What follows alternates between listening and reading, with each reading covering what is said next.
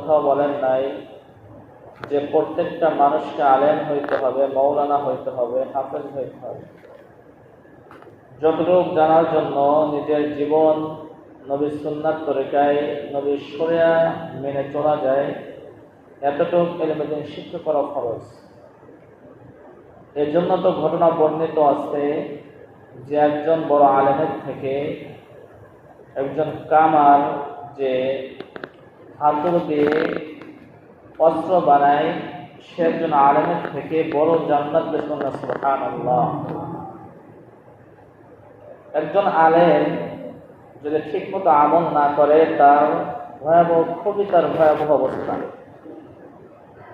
আল্লাহ রাসূল বলেছেন, যতটুকু জানার জন্য দিন মেনে চলতে পারে, অতটুকু জানার নামে, ইলম শিক্ষা করার নামে ফরজ। তো একজন কামারওয়ালা, একজন হাতুড়িওয়ালা কিভাবে আল্লাহর ওয়ারিসের থেকে বড় জান্নাত পাইল? নবী করিম সাল্লাল্লাহু আলাইহি ওয়াসাল্লাম ইলমে দ্বীন শিক্ষা করা ফরজের কথা বলেছেন। সেই কামারওয়ালা আল্লাহর এক বুজুর্গ স্বপ্নে দেখছেন, দেখে যে অমুক বাজারের অমুক কামার মারা গেছে, কিন্তু একজন বড় বুজুর্গ তার থেকে বড় জান্নাত সে কামারওয়ালাকে দিয়েছে, আলেমকে দেয় নাই। আগেকালের মানুষ যারা দিন নিয়ে চলাফেরা করে, তারা ওই সমস্ত কাজে করবে, দুনিয়ার থেকে না করে দিনের চিন্তা করে। ওই বুজুর্গ চলে গেছেন কামারওয়ালার বাড়িতে, যে বলে, আপনার স্বামী তো মারা গেছে, তা আপনার স্বামীর কি আমল ছিল আমাকে একটু বলো। তা বলতেছে, আমরা গরিব মানুষ, তেমন কোনো আমল করতে পারতাম না। আমার স্বামী বাজারে অস্ত্র বানাইতো, কিন্তু আমার স্বামীকে আমি একটা জিনিস লক্ষ্য করেছি, যখন মসজিদে হাইয়া আলাস সালাহ, হাইয়া আলাল ফালাহ বলে ডাক দিয়েছে, অর্থাৎ আল্লাহু আকবার বলে মসজিদে ঘোষণা এসেছে, আমার স্বামী যতই কাজ করুক না কেন, যখনই হাতুড়টা উপরে উঠেছে, আল্লাহু আকবার বলেছে, হাতুড়টা পিছনে ফেলে দিয়েছে, সামনের অগ্রসর হয় নাই। এই আমলটা করতে আমি দেখেছি।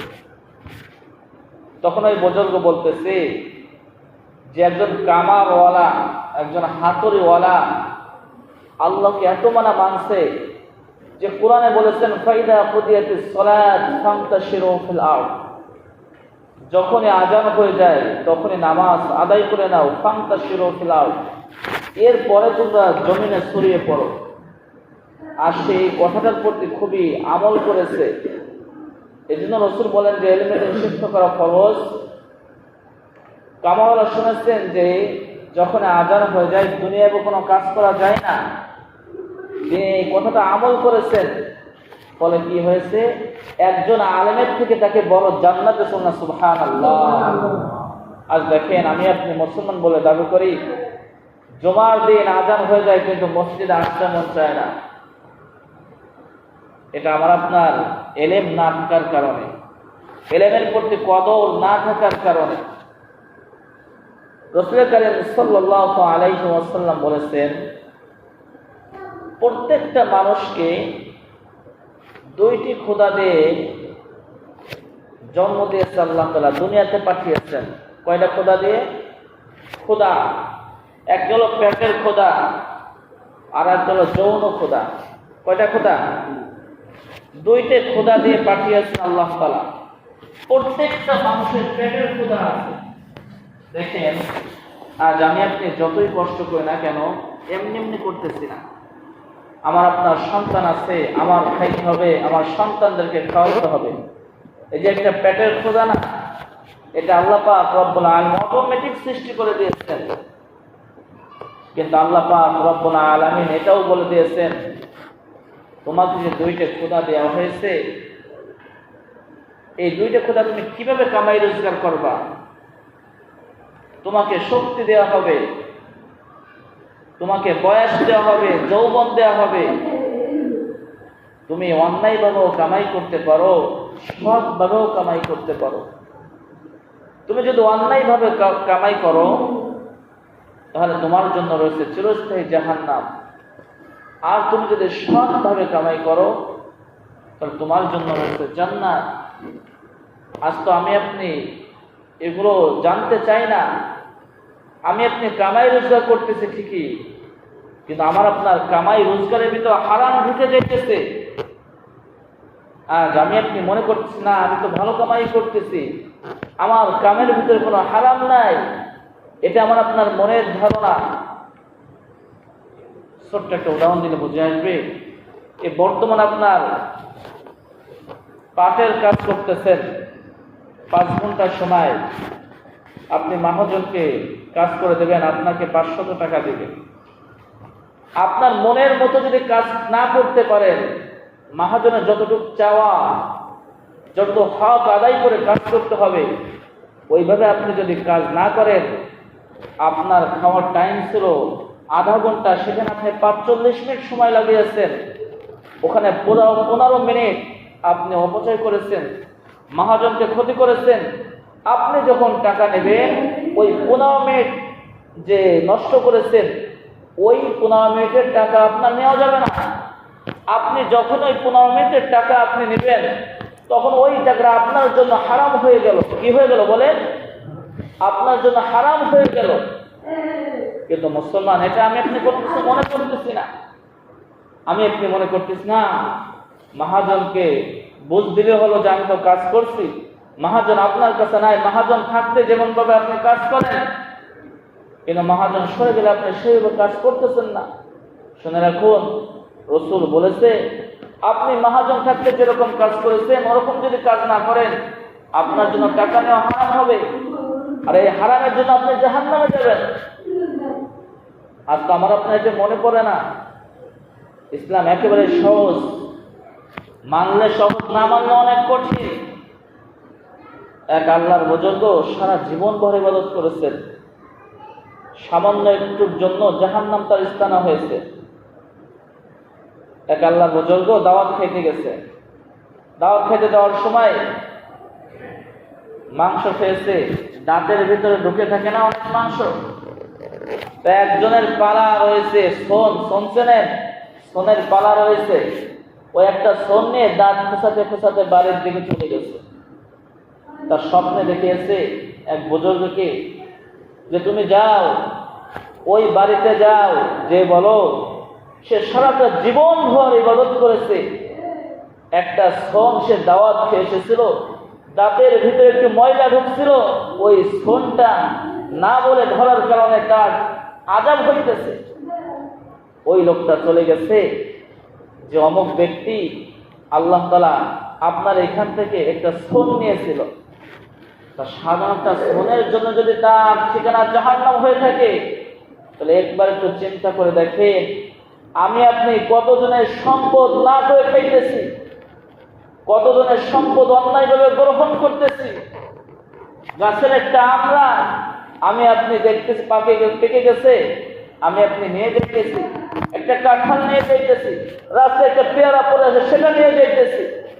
ওই লোকটা যদি মাপ না করে, আমার আপনার ওই ফলের জন্য জাহান্নাম হইতে পারে। যখন ওই সোনালার কাছে মাপ পেয়েছেন, পরের দিন আবার বুজুর্গকে স্বপ্নে দেখিয়েছে যে আল্লাহ তাআলা তাকে মাফ করে জান্নাত দেবেন। সুবহানাল্লাহ। তাহলে মুসলমান, রাসূল বলেছেন যে আলেম হওয়া ফরজ না, মাওলানা হওয়া ফরজ না, মুফতি হওয়া ফরজ না। তোমার জন্য যতটুকু শরীয়ত অনুযায়ী তুমি চলতে পারো, ততটুকু ইলম তোমার জন্য জানা ফরজ। এই মুসলমান, তো ধোঁকার ভিতরে আছে।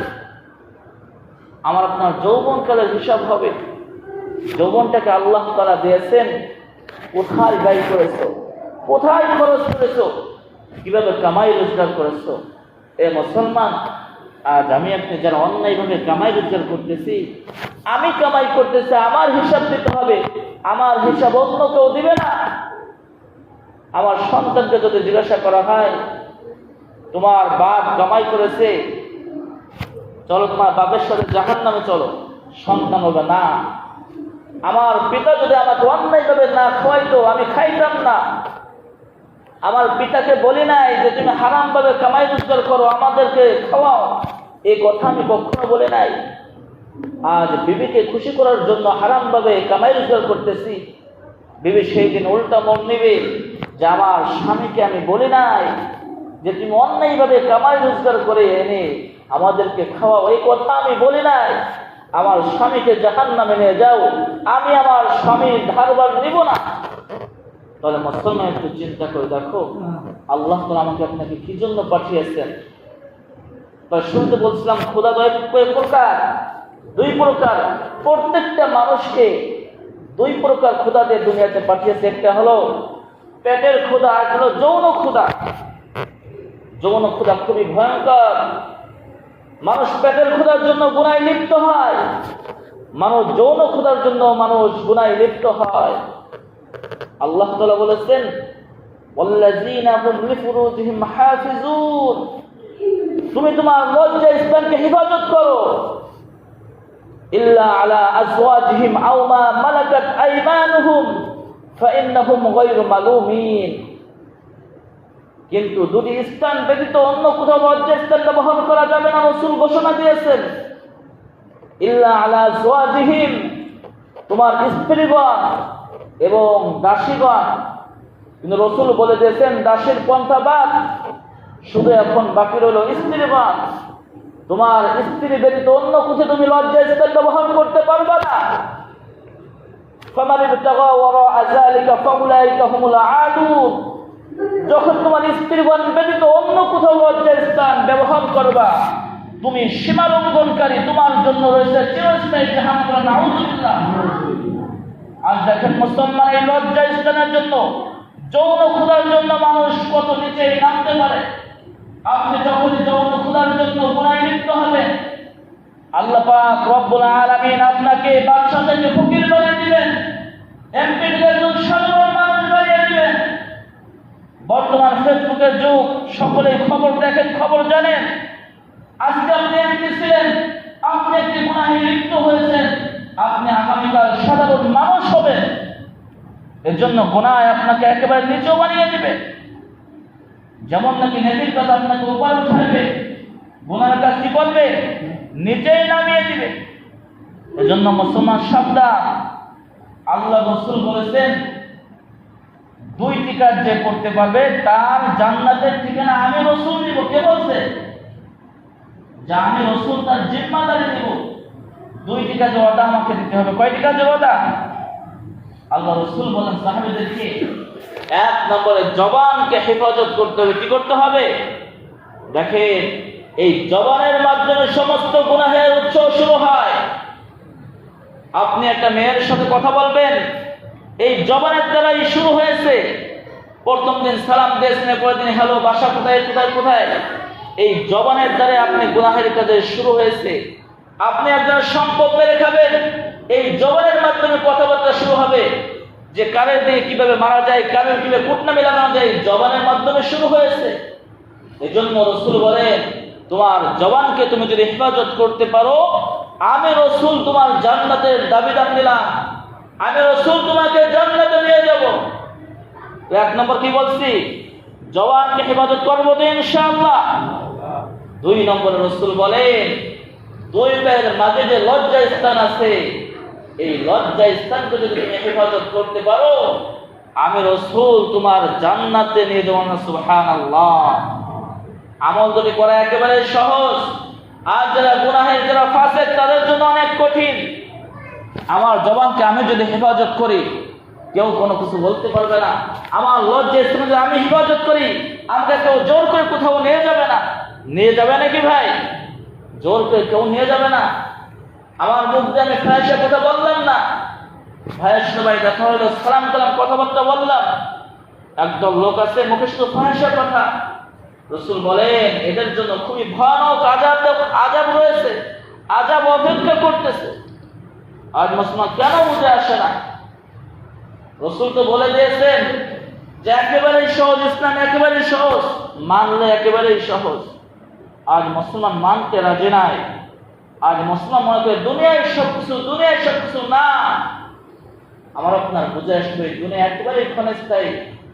এই জন্য আসুন, যে আল্লাহ তাআলা আমাকে কি জন্য দুনিয়াতে পাঠিয়েছেন, আল্লাহ রাসূলের সুন্নাত তরিকায় জীবন গড়তে পাঠিয়েছেন, নিজের মন মতো জিন্দেগি চলার জন্য বলেন নাই আমাকে আপনাকে শুধরাইতে হবে।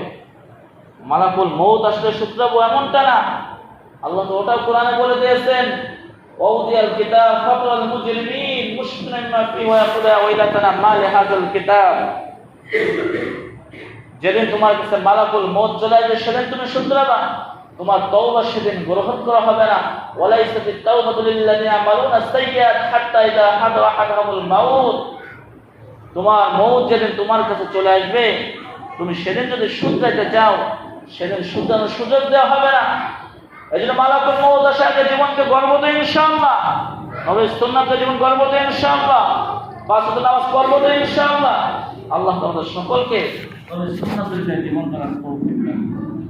সুন্নাত চাইলে সমাজ করেন।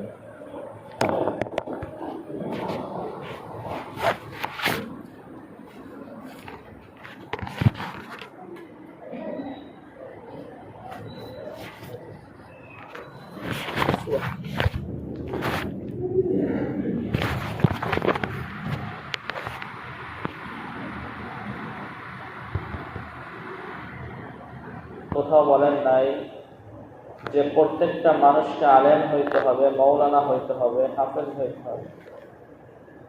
যতটুকু জানার জন্য নিজের জীবন নবীর সুন্নাত তরিকায়, নবীর শরিয়া মেনে চলা যায়, এতটুকু এলিমেন্ট শিক্ষা করা খরচ। এর জন্য তো ঘটনা বর্ণিত আছে যে একজন বড় আলেমের থেকে একজন কামার যে